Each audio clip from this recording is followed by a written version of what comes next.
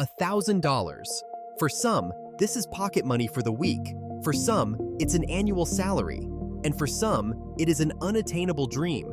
Today, we will go on a real financial journey around the planet and figure out how much time and effort a resident of different countries needs to spend to earn exactly 1,000 American dollars. We will look at real professions, real salaries, and real working conditions. No fairy tales, just numbers. Let's go. 1. USA. Let's start with the obvious, the United States of America. The federal minimum wage here is $7.25 an hour, although it is higher in many states. In California and New York, already $16 to $17. Let's take the average minimum wage worker. To earn $1,000, he needs to work about 138 hours. That's about 3.5 weeks on a standard schedule. But let's take a more common picture.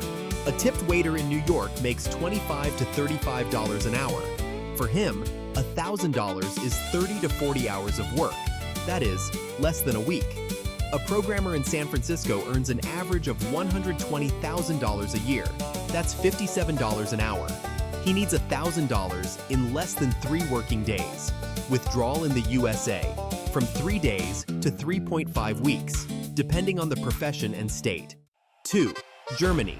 Germany is the industrial locomotive of Europe.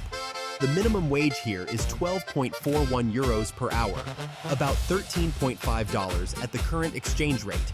A worker at a Volkswagen plant earns an average of $3,800 per month.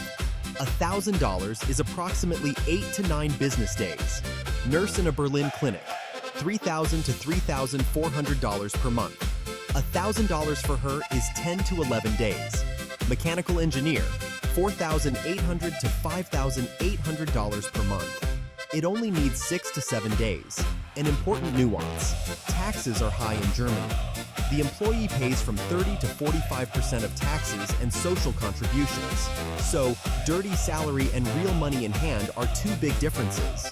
Withdrawal for Germany, 6 to 11 working days, but taxes eat up a significant part. 3. UAE, Dubai. The UAE is a country of contrasts in the most literal sense. There is no income tax here, and that changes everything. A programmer or financial specialist in Dubai earns $8,000 to $15,000 per month. For him, $1,000 is 2 to 3 working days. Middle manager, $3,000 to $5,000, $1,000, 6 to 10 days. And now the other side of the coin. A construction worker from Pakistan or Bangladesh, of which there are millions in the UAE, earns $300 to $400 a month. $1,000 for him means 2.5 to 3 months of work in 40-degree heat. Here it is, an abyss within one country. Conclusion for the UAE, from 2 days for an expat to 3 months for a low-skilled migrant. 4. China. China is the world's second largest economy, but the gap between urban and rural areas is huge. The average salary in Shanghai or Beijing is about $1,650 to $2,100 per month. That is, $1,000 is about half a month. Worker at an electronics factory in Shenzhen, 4,000 to 6,000 yen per month, $550 to $830. $1,000 for him means 1.5 to 2 months of work, often 10 to 12 hours a day, 6 days a week. IT specialist in Beijing, already 25,000 to 40,000 yen, $3,400 to $5,500. $1,000 is 5 to 9 days. Conclusion for China, 5 days for an IT specialist in a metropolis, 2 months for a factory worker. 5. Brazil. Brazil is the largest economy in Latin America. The minimum salary is about $260 per month. It takes almost 4 months to earn $1,000 at minimum wage. Teacher in a public school, $400 to $600 per month. $1,000, 2 months. Engineer in Sao Paulo, $1,500 to $2,500 per month. $1,000, 2 weeks. Coffee pickers in the state of Minas Gerais are a different story. During the harvest season, they can earn $15 to $25 a day on piecework wages for 8 to 10 hours of physical work. $1,000 from 40 to 70 days of seasonal labor. Conclusion for Brazil, from 2 weeks for an engineer to 4 months for a minimum wage worker. 6. India. India is a country of 1.4 billion people and a huge income gap. The average salary in the country is about $200 to $300 per month. For $1,000, an ordinary worker saves for 3 to 5 months. But India is a global IT power. A developer in Bangalore with 3 to 5 years of experience earns $1,500 to $3,000 per month. $1,000, 10 to 20 days. A street vendor, of whom there are tens of millions in India, earns $3 to $7 a day. $1,000 is 4 to 10 months of daily work. Manager in an international company in Mumbai, $800 to $1,500 per month. $1,000, about 3 weeks. Conclusion for India, from 10 days for an IT specialist to 10 months for a street vendor. 7. Nigeria. Nigeria is Africa's largest economy, but with enormous poverty. The minimum salary is 30,000 naira per month, which at the official exchange rate is about $20 to $22. $1,000 at minimum wage is almost 4 years of work. This is not a typo. Public school teacher, $50 to $80 per month. $1,000 is more than a year. However, the oil and banking industries are a completely different matter. Financial analyst in Lagos, $500 to $1,500 per month. $1,000, 1 to 2 months. An interesting trend, Nigerian freelancers on international platforms, Upwork, Fiverr, earn in dollars, bypassing the domestic economy. A web developer from Lagos can earn $800 to $2,000 per month. $1,000 is realistic for him in 2 weeks. Conclusion for Nigeria, from 2 weeks for an IT freelancer to several years for a minimum wage worker. 8. Russia. Russia is a country with a huge gap between the capital and the regions. The minimum salary in 2024 is about 19,242 rubles, approximately $210 at the current exchange rate. For $1,000, almost 5 months. The average salary in Russia is about $600 to $700 per month.